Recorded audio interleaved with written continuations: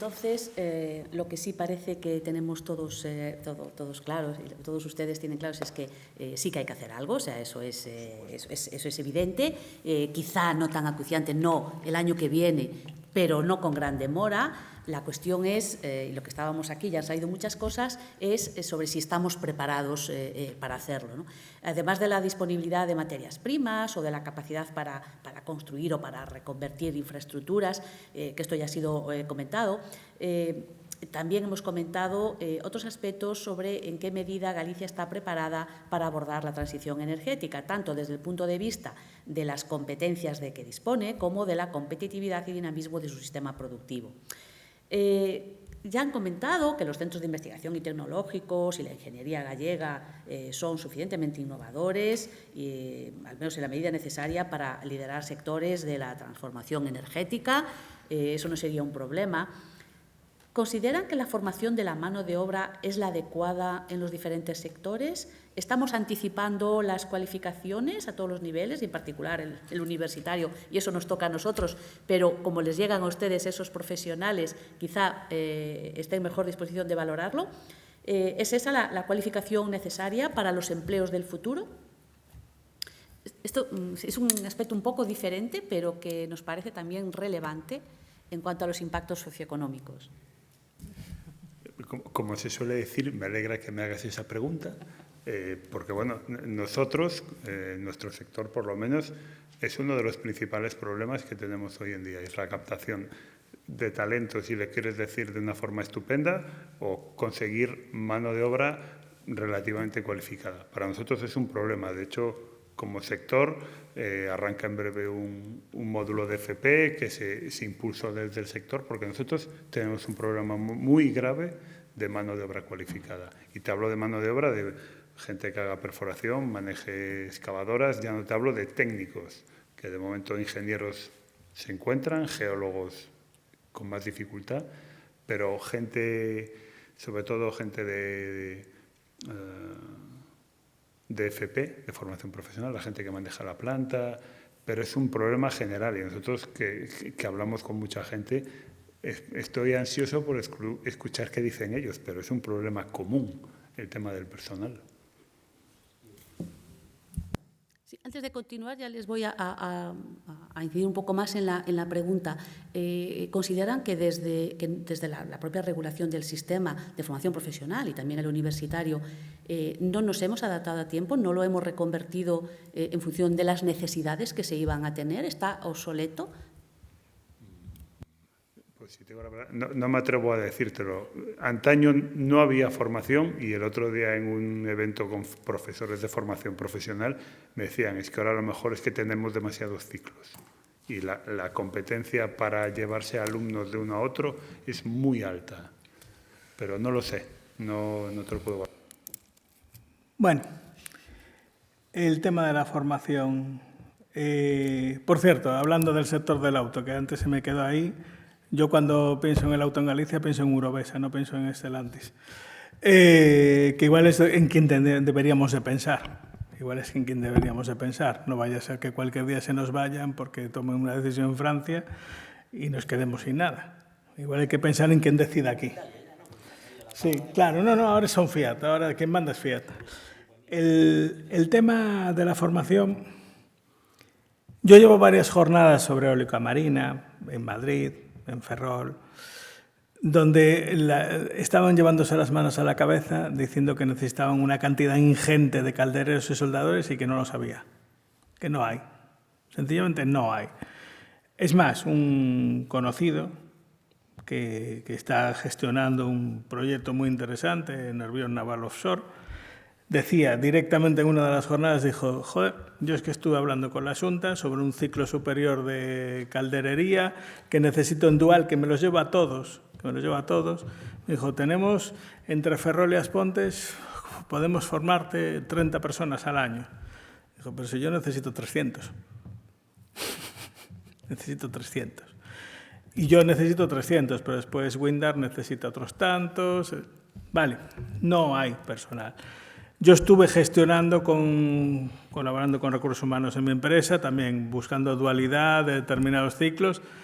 No nos llegaba la gente. pero resulta que después había más empresas. Por ejemplo, con el CIF FP As Mercedes está trabajando Vestas, con Norvento, con el de Aspontes está trabajando Uso 29, que es Aspontes. No hay personal cualificado. Sobre el ciclo de excavación sin sondajes, sí que va a salir en el Centro de Formación Profesional, en Fontiñas. Pero no cubrió la matrícula. Es que ahí es donde quería llegar. Ahí es donde quería llegar. Mi mujer trabaja en secundaria, es profesora secundaria y está en un centro. Intentamos atraer el ciclo de excavación sin sondajes estuvimos trabajando para atraerlo hacia Arzúa, porque está muy cerca de la comarca de Touro, pero claro, allí tenían problemas de espacio, era un problema. Allí están muy centrados en ramas agrarias, pero, por ejemplo, el tema de la rama de paisajismo es muy interesante para los temas de restauración minera. Y ahí sí que se habló de esa posibilidad. Pero es que la gente no te quiere ir a esos ciclos, o no quieren ser caldereros. Yo tengo una amiga de mi hija pequeña que ahora se quedó descolgada. Ahí estamos hablando de los temas sociales de los que hablabas por los coches de 2.000 euros y tal, que también, ahí entra también el tema. Y la chica, yo le dije, una vez las llevaba los dos en el coche y le dije, mira, es que me voy a pasar a la formación profesional básica, me voy a hacer peluquería. Y yo, pero ¿por qué? ¿Por qué? Sí, hay miles. Y es un sector donde vas a estar en unas condiciones laborales horribles. ¿Por qué no te haces calderera? Y no, que no le entraba en la cabeza, no le entraba la posibilidad en la cabeza. Entonces, igual es que hay que empezar también a ir a buscar el ciclo de excavaciones y sondajes que haya quedado vacío. A mí me parece espeluznante. Bueno, hay que hacer honor a la verdad. Acaba el ciclo en septiembre. Claro, pero es que dieron 12 días de difusión. Es que ese es el tema. ¿Cómo no se esfuerza más la difusión? ¿Cómo no se esfuerza más? Se hace trabajo de difusión como Dios manda. Es que eso es lo que estoy notando, que no se hace trabajo de difusión. No se trabaja con la gente joven, no. Y claro, al chaval, pues me voy a ser peluquera porque mi madre era peluquera, mi tía es peluquera, y ya está. Y nadie le dice, pero tú puedes ser calderera si quieres. ¿La amiga de tu hija sabía lo que significa ser calderero? Ese es el problema, que cuando empecé a explicarlo casi me pegan entre las dos, claro. Sobre todo mi hija. Me dijo, déjanos en paz, papá. Claro, dije, es que igual ser calderero, yo le dije, gana mucho más dinero, Nerea, tenlo claro. Y vas a tener trabajo seguro. Ese es el tema, que no estamos difundiendo adecuadamente qué es ser cada cosa y qué supone. Y seguimos con una herencia antigua, sí, de que el que valía iba a la universidad y el que no valía iba a FP. Tiene una mala fama, porque a mí dame gente formada en FP y quítame lo demás, lo tengo clarísimo. Fácil, dos problemas gordos, captación y orientación. Pero claro, el de la captación es un tema más de la parte empresarial y social. Tenemos que buscar el equilibrio. No somos un sector atractivo, y lo dice un empresario. Sinceramente, lo digo yo, que soy empresario. Entonces, tenemos que darle una vuelta desde la parte empresarial y buscar el equilibrio con la parte social. Ahora tenemos una chapa sobre el marxismo y lo de la alienación. No.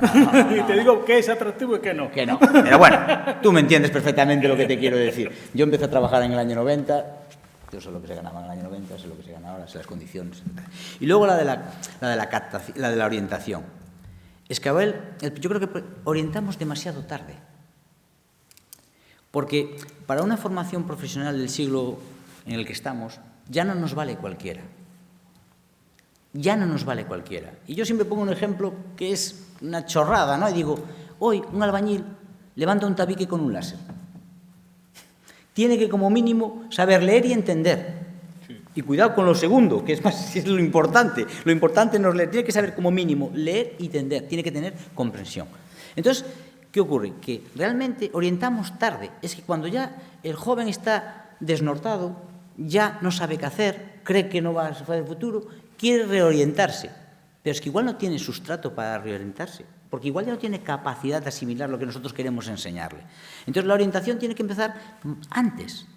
Y claro, orientar a jóvenes niños de 11, 12, 13, 14 años, que es realmente el momento, es la piedra angular, es realmente cuando uno tiene que darse cuenta de lo que, evidentemente, puede hacer o no puede hacer en función de sus capacidades o de su intención nada más de aprovecharlas, no porque no hay ni listos ni tontos, hay pues quien le gusta estudiar más y quien le gusta estudiar menos. Entonces, si no hacemos esa orientación de forma temprana para que además podamos darle el sustrato y la base necesaria para cuando lo mandamos a estudiar una profesión pueda asimilar lo que le estamos diciendo, y si no le explicamos además que va a tener unas condiciones, porque al final hablamos siempre muchas veces de las condiciones socioeconómicas o sociolaborales. Bueno, pues yo tengo que reconocer que evidentemente poner Coca-Colas en un supermercado de una gran superficie no es el trabajo que más le pueda llenar a uno, pero estar dando con la maza, con el marro, en un doble fondo de un barco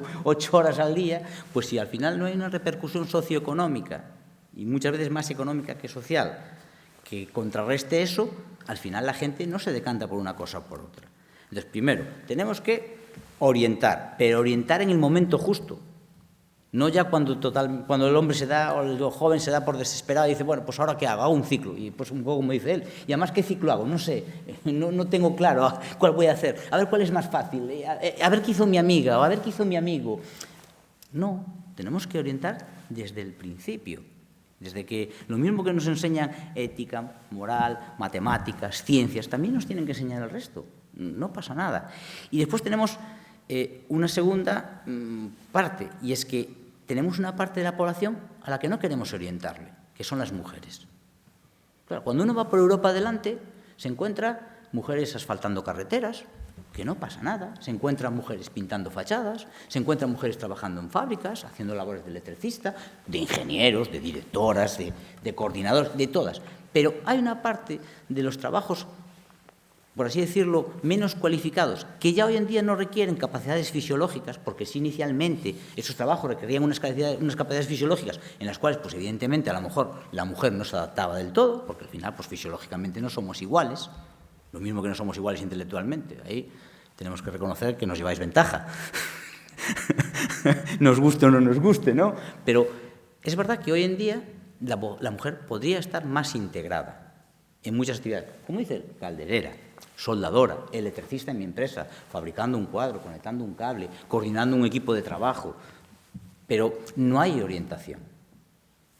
No hay orientación. Nadie le dice, mira, es que puedes... Fíjate, no tienes por qué limitarte esto. La peluquera es muy bonito, sí, bueno, peluquera y esteticien y no sé, pues enfermera, podóloga, pero también puedes ser ingeniera, puedes trabajar en una fábrica, puedes hacer muchas otras cosas, porque además las limitaciones fisiológicas hoy en día ya no es un hándicap para trabajar en el sector industrial. Entonces tenemos una parte de la población que podríamos, no sé si digo reclutar, no, en estos tiempos lo de reclutar no parece que es un término muy militarizado, ¿no? Pero sí que podríamos captar, que ya no la captamos, que la tenemos totalmente olvidada. Claro, el captar a la mujer para los entornos industriales, en las grandes industrias, no es un problema o no es relativamente dificultoso. En las pequeñas y medianas industrias, evidentemente, tenemos que adecuar nuestras instalaciones para la captación de ese personal. O sea, tenemos que tener un interés real de que esas chicas vengan a nuestras industrias. No solo basta con que el legislador y el pedagogo le diga a la chica que tiene que ser calderera o que tiene que ser soldadora, si luego cuando va a pedir trabajo a una empresa no se lo dan porque resulta que no hay un vestuario femenino, porque resulta que tengo que poner no sé qué, entonces mira, no me complico la vida y no vengas. Entonces, claro, cuando hablábamos antes de el por qué no somos atractivos o el por qué no captamos gente, también tenemos que hacer un análisis más global de qué tenemos que hacer precisamente pues, para que seamos un sector, el sector industrial, atractivo y que la gente quiera incorporarse a él en detrimento pues, del sector servicios, que a veces pues, está peor pagado o no tan bien pagado o igual de pagado, pero que para la gente sí es más atractivo que el sector industrial en estos momentos. No hay gente. O sea, esto que os están diciendo es una realidad. En la eólica flotante el riesgo que corremos es morir de éxito por no tener capacidad en cuanto al tema de recursos humanos para poder afrontar los proyectos que tenemos por delante. Porque el resto se puede comprar con dinero. Grúas, máquinas, talleres, eso no tenemos ningún problema, podemos comprarlo. Eso, si no tenemos dinero nos financian o buscamos financiación o el Estado hace su apuesta. Pero si no tenemos recursos humanos para poder afrontar los proyectos, nos moriremos de éxito. Tendremos que decirle a nuestros clientes que se tienen que ir a otro sitio porque nosotros no tenemos con quién hacer las cosas. Ya hay proyectos que no se lanzan porque no hay personal. Ya está ocurriendo. En Galicia hay empresarios que te lo dicen, he descartado proyectos viables por falta de personal. Y es duro. Es más, es que antes lo mencioné porque se dedica a hacer, ahora hay un proyecto muy interesante sobre plataformas flotantes, pero es que había otro proyecto asociado por el cual que a mí me llamó la atención. ¿Por qué se fijó en esta planta? Mi empresa cerró una planta de fabricación de palas que tenía unos 300 trabajadores formados en trabajo con composites, fibras de vidrio, hacer palas eólicas. Y me llamó la atención que quisiera coger esa planta y que dijera, no solo voy a hacer plataformas marinas, es que va a hacer velas rígidas para... que ahí estamos hablando de la propulsión. Y bueno, estamos hablando de una ¿Por qué? Porque tenía en la comarca de Somozas ya un porcentaje, una cantidad de personal formado con experiencia en el trabajo con fibras para hacer esas velas rígidas para graneleros. Y ya está ahí. No hay personal. El análisis no es fácil, porque independientemente de que no hay personal, hay que primero captarlo y luego orientarlo. Orientarlo es la parte más difícil, porque yo entiendo que la parte pública, claro, no es muy fácil decirle a un padre que su niño de 12 años no va a ser astronauta. Es complicado, ¿no? La persona que tiene que transmitir ese mensaje se encuentra en toda una disyuntiva, porque alguien se lo puede tomar incluso como una ofensa, ¿no? Desde un punto de vista personal, y dice, oye, ¿por qué tú me dices que mi hijo no va a ser astronauta? Igual ahora no, pero igual dentro de 10 años, claro, cuando se lo haya pagado en la formación, igual sí que puede. Claro. Entonces, el tema necesita un análisis más profundo, no es tan fácil orientar, porque orientar, pues a veces conlleva decir realidades que primero casi muy poca gente quiere escuchar y muy poquísima o nadie quiere transmitir, que todavía es peor. Entonces, claro, estamos en esa disyuntiva, ¿no? Entonces tenemos que hacer un análisis, yo ya lo he dicho en varios foros y lo sigo diciendo, tenemos que hacer un análisis más profundo y además un análisis entre todos. Aquí no es problema. A veces me gusta lo que va a decir la gente, no, es que la gente no quiere trabajar. No, la gente quiere trabajar, ¿cómo no va a querer trabajar? Eso es una respuesta fácil, ¿no? Cuando me dicen, tú no tienes gente, y yo, es que la gente no quiere trabajar. Coño, mírate para adentro, ¿no? Y sé más autocrítico. Y creo que ahí, para llegar a un buen entendimiento, lo que tenemos que hacer es ser todos autocríticos con nosotros mismos y no con los demás. O sea, yo tengo que ser autocrítico con lo que yo hago, la parte de formación, la parte institucional, la parte toda del entramado administrativo tiene que ser autocrítico consigo mismo, la parte social también, y luego buscar el nexo en común entre todos, pero siendo autocríticos con lo que nosotros no estamos haciendo bien, porque que los demás lo hacen mal o no, ellos también pueden solucionarlo, pero yo no puedo solucionar lo de los demás, yo tengo que solucionar lo mío y ser lo suficientemente frío para analizar qué yo tengo que hacer para captar y para ser atractivo. Y eso pues es un trabajo que tenemos que hacer entre todos, y no es un trabajo de un día o de dos, porque bueno, lo que digo, captar jóvenes en edad temprana, decirle a las mujeres que son bienvenidas en el sector industrial y que tienen un nicho de mercado por explotar inmenso. Yo me gustaría que fuerais por Europa adelante y os vierais la de trabajos industriales que están acotados solos a la mujer. Mirad lo que os digo, solos a la mujer. O sea, es impensable en un país nórdico ver a un hombre, por ejemplo, hacer trabajos de pintura en interiores, porque es un trabajo solo acotado para mujeres. Claro, evidentemente, estamos hablando entre la disyuntiva de ser peluquero o camarera o pintor. No estoy hablando de decir entre ser doctor o ser maestro y pintar. No, porque claro, parece a veces cuando le haces el mensaje tú, no, estamos hablando de trabajos de poco valor añadido que ejercen las mujeres, pero que tienen un espectro mucho más amplio que pueden atacar. No hace falta que te vayas tan lejos. En la pizarra, ya no lo conozco otros sectores.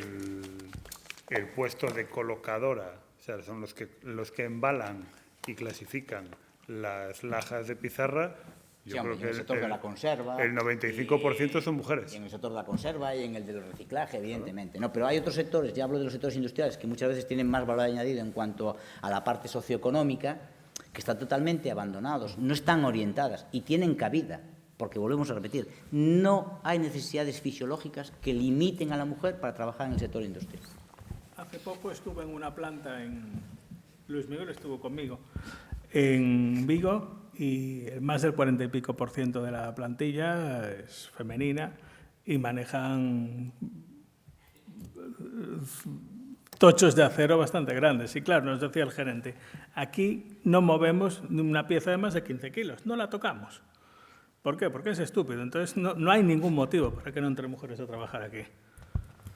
Bueno, yo quería también romper una lanza por el avance, pero desde el punto de vista también positivo, ¿no? Yo creo que cambiaron muchísimo las cosas de unos años para aquí, ¿no? Es verdad lo que decía Carlos, que la FP se veía como la niña fea, ¿no?, de la educación, pero yo creo que ya no es así. Ya está cambiando, ya lo que se ha invertido en educación, incluso en innovación dentro de la FP, es muchísimo y la visión que tiene la gente ya es muy diferente también. Entonces, bueno, estamos también en una transición de la educación, ¿no?, y de la propia sociedad. Esto afecta, es demasiado transversal, ¿no? Todo esto que tenemos en manos es tan transversal que lo tenemos que ver reflejado en todos los ámbitos, ¿no? Y bueno, igual ya deberíamos cerrar, ¿no?, porque creo que nos vamos un poquito de hora de... Sí, Sí, pero te vamos, dejo a ti. únicamente, quiero decir, no voy a abrir más temas porque si no esto ya se está alargando mucho. Creo que los tres tenemos facilidad de palabra, bueno, podemos quedar aquí. Sí, sí, sí. Además, igual podemos tener algún chat en algún momento que... Bueno, pero eso está bien. Si ya dejan de tomar precauciones y ya dicen, eso está muy bien. Ya hubo charlas. Lo que sí me gustaría, aunque solamente sean unos minutos, es si alguien de los presentes, no voy a decir público porque son los colegas que están ahí trabajando en los mismos grupos de investigación. Entonces, desde ahí, con la tranquilidad, seguro que han visto mucho más claro el debate.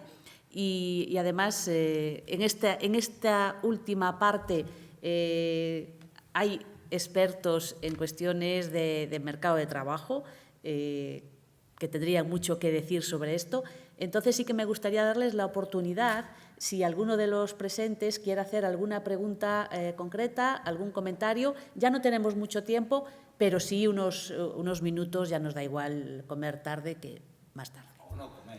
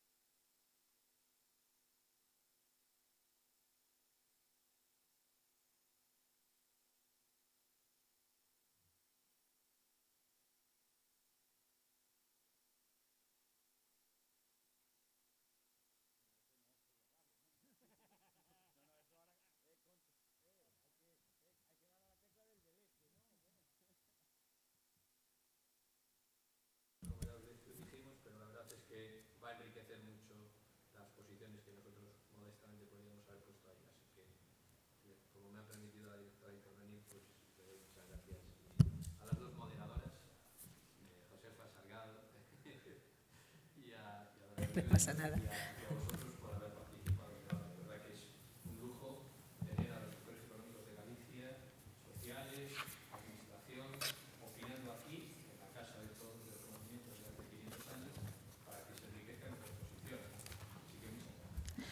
Bueno, pues si les parece, sí, Carlos quiere decir algo. Solo tenía es la primera vez que asisto a este formato para hacer un paper, o sea, me parece estupendo.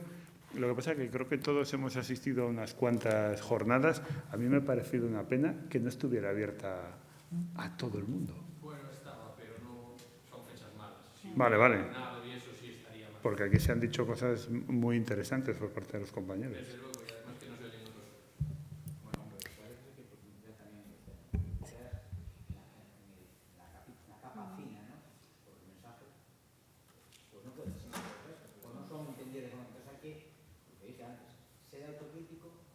buscando puntos de unión y nexos de unión con todos los que estamos en la mesa, no buscando un enfrentamiento de posiciones contrarias, ¿no?